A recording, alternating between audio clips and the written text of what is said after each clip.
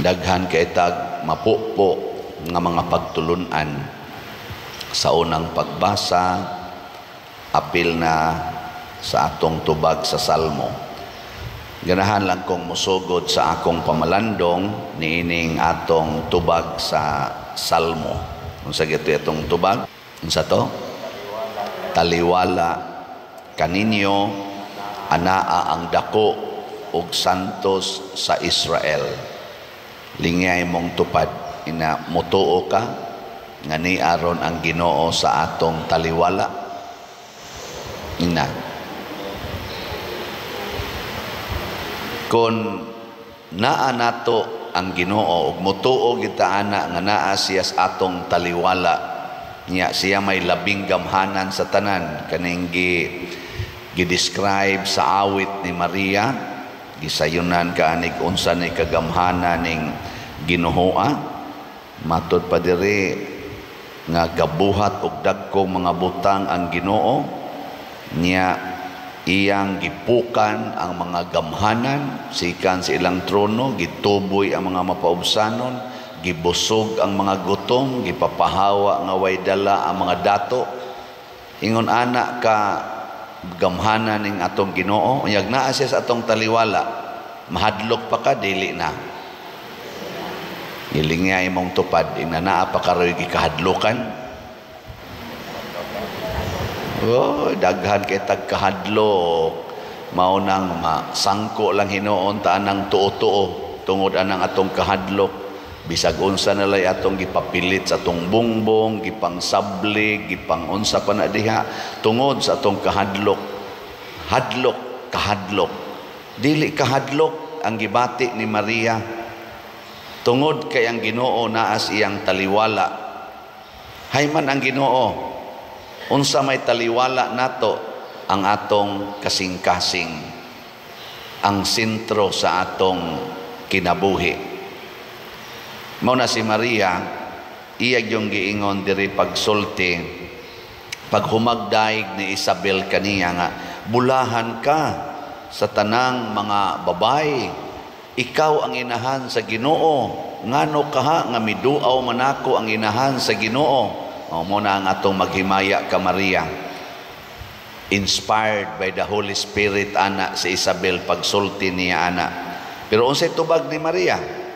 Nagdaig ang akong kasing-kasing sa Ginoo ug nagmalipayon ang akong kalag tungod sa Dios nga akong manluluwas. Ang iyang gihisgutan mao ang iyang kalipay tungod kay naas iyang kasing-kasing, naas iyang kalag ang Ginoo. Pagkaninduta. Pero unsa may kahimtang ni Maria? Pobre, way kwarta, wa gani formal education, hasta gani ang iyang gianak nga iya gitong giangkon nga maoto ang manunubos, maoto si Jesus ang manluluwas, wa sad gyapon ka eskwela, pobre. So kini di ay Ginoo mga igsuon, kung niya na nis atong taliwala, himuon ta niyang pobre, himuon ta niyang kabos. Sige, lingay mong tupad, ina gusto kang mukuyog ni mong Ginoo. Ingna timani ha, basta mukuyog kaniyang Ginoo, himuon gid kaniyang pobre, himuon kang kabos. Amo na si Maria o si Jose, portig yung pobriha. Ang mga apostoles, pagkuyog nila ni Jesus, napobre gid silang tanan. Bisan gani si Saint Francis of Assisi, atong mga santos, nga pobre gyud kay ang sugo ni Kristo biyain ang tanan. Bulahan gyud mong mga kabos. Nya kay kita di man ta gustong mapobre. Unsa may resulta? Galisod tag kuyog sa Ginoo. Unya karon kay daghan naman kag mga dinato nga mga butang sama sa imong balay, imong kwarta, imong alahas, hasta gay nang imong gipanghidhid sa imong naong, gipangkolor sa imong buhok, dinato man na siya. Unsa may sunod na hitabo? Dili na ka malipayon nga tinud-anay. Unsa na may naani mo? Kahadlok, kabalaka o karatol. Usahay pagani, kasuko, kahiubos, self-pity.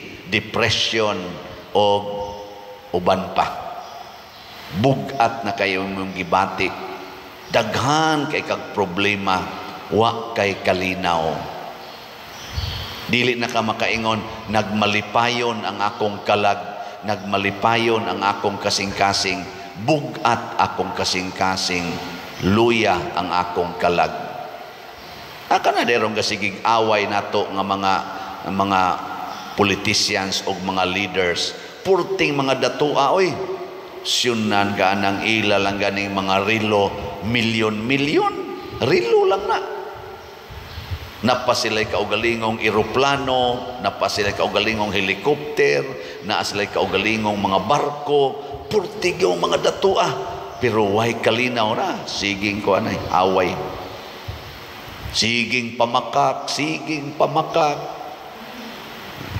Ngilingay mong tupad, yung na di ka bakakon. Di ka bakakon. Yung na.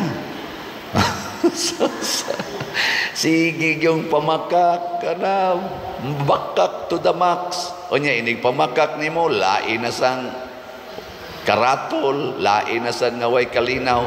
Awa na dyan kay kalipay. Si Maria, kanunay nagtugan sa kamatuoran. Muna diri sa atong unang pagbasa ni ingon diri, paglipay o katawhan sa Israel, kay anaa na sa inyong taliwala ang Ginoo. Tinuod gyud na mga igsoon, ni ana sa atong taliwala ang Ginoo, apan ang gusto sa Ginoo sama ni Maria atong pasudlon siya sa atong kasing-kasing. Unsaon man pagpasulod, higugmaa siya. Higugmaa ang pulong sa Ginoo nga nag-ingon, alagari ang labing ubos sa imong isig katao. Kay unsay imong buhaton ngadtos labing ubos, imo nang gibuhat na rin ako. Maunay pulong sa Ginoo. Whatever you do to the least of your brethren, you do it to me. Ang atorong simbahan, least kayo ang halin sa slots. Unsa man inyong alagaran, dili. Kusga. Oh, sige, daghan nagpalit og slot.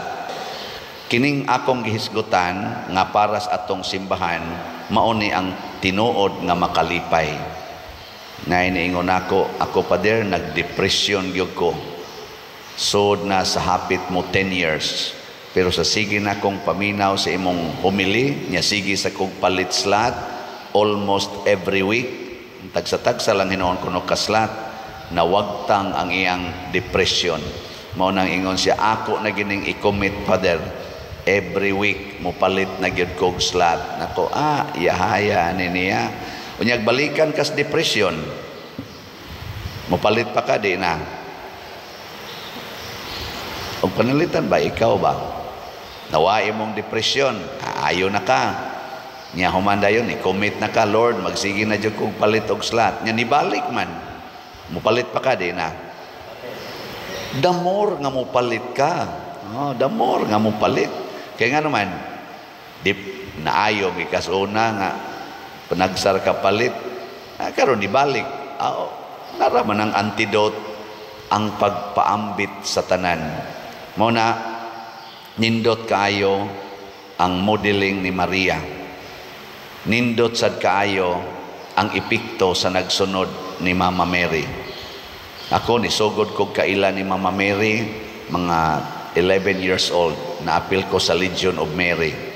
Gikan ato hangtod karon Legion of Mary gyud ko. Yes, na ako'y daghang sala, daghang mga ana-ana sa kinabuhi, pero usa lagi akong gikuptan.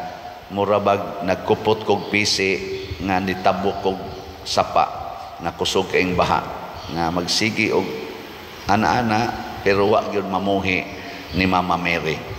Daghan sa kong panahon nga failures ko sa akong mga commitments pero naagyo ko gakupot ni Mama Mary. And with that, makaingon gyud ko karon ang akong kasing-kasing nagmalipayon diha sa Dios nga akong manluluwas. Nga naman, magtanaw lang ko ninyo daan, lipay na kay ko labi na ginigpalit ninyo slot postan murag muulpot akong kinabuhi kanang mo ari dire niya magpa-picture pader manabi amig palit dito oh sige picture ta pagkanindota pero kana magsigig pa picture niya iguman wa gigipalit makaingon lang sa ko hopefully next time ana di ba di na ang akong kalipay nga unsay gihatag nga rin ako dili na ang ako unsay gihatag ngadto sa simbahan pinaagi kanako kana mga slat bisag 1 centavo wa man jud koy gikuha ana para magina sa simbahan mao ra ginay akong ikapang hambog ika proud of kay hasta ako mopalit man sa kog slot manguha na noon ko diha palit man ganay kog slot para gina sa simbahan ang ako ra yung kwaon ang ako ra yung stipend